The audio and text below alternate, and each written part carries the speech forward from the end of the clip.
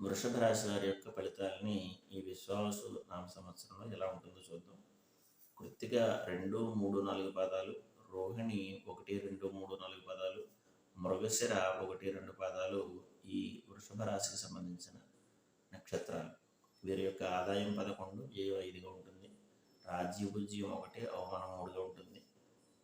ఆదాయం బాగానే ఉన్నట్లుగా ఉంది కాబట్టి ఇంకా ఎక్కువగా నిల్వ చేసుకోవడానికి ప్రయత్నం చేయాలి. వ్యయాన్ని 5గా ఉంది కాబట్టి ఇంకా ఖర్చులు తగ్గించుకోవడానికి కూడా ప్రయత్నం చేయాలి. అయితే ఈ రాశి వారికి గురుబలం సామాన్యంగా ఉన్నట్లే చెప్పాలి. కాకపోతే శని వత్సరం అంతా కూడా 11వ ఇంటి సువర్ణమూర్తిగా ఉంటాడు.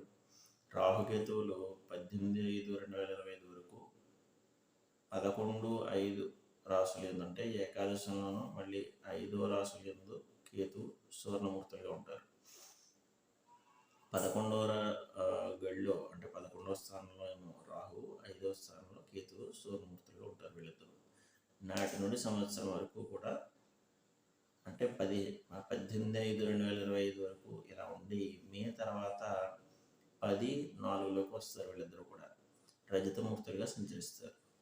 ఈ సంవత్సరం ఈ రాశి వారికి స్త్రీ పురుషులకి ఇద్దరికి కూడా గత సంవత్సరం కంటే ఖచ్చితంగా ఆర్థికమైన బలం చేకూరుతుంది. కుటుంబ వ్యక్తిగత విషయంలో మెరుగ్గా ఉంటాయి.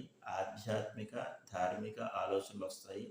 సంతానం విషయం కూడా అనుకూలంగా ఉంది. ఎవరికైనా సంతానం లేని వాళ్ళైతే ఈ సంవత్సరం వారికి ప్రయత్నం చేయగా ఖచ్చితంగా సంతానం కలుగుతుంది. సంతానం లేని వారి కోసం, సంతానం కోసం ఎదురు చూస్తున్న వారికి ఈ సంవత్సరం ప్రథమార్థంలో పురుష సంతానానికి కూడా ఎక్కువ అవకాశం ఉంటుంది అని చెప్పారు. నూతన స్నేహితులు పరిచయం అవుతారు. తీర్థయాత్రలు చేస్తారు. సినీ రంగ, నాటకరంగ, పశు సంబంధ వృత్తి ఉద్యోగుల వారికి ఇబ్బందికర పరిస్థితులు ఉంటాయి. కొంత అనుకూలంగా మారతాయి. తర్వాత అంటే బలాలని, గ్రహ బలాలను బట్టి ఒడిదుడుకులు ఉంటాయి అని చెప్పబడింది. వ్యవసాయ రంగం వారికి అనుకూలంగా ఉంటుంది.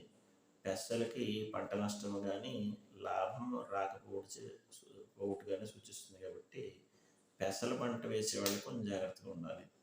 అలాగే బంధుపీడ, పనివారి వలన ఇబ్బందులు కలుగుతాయని చెప్తున్నారు.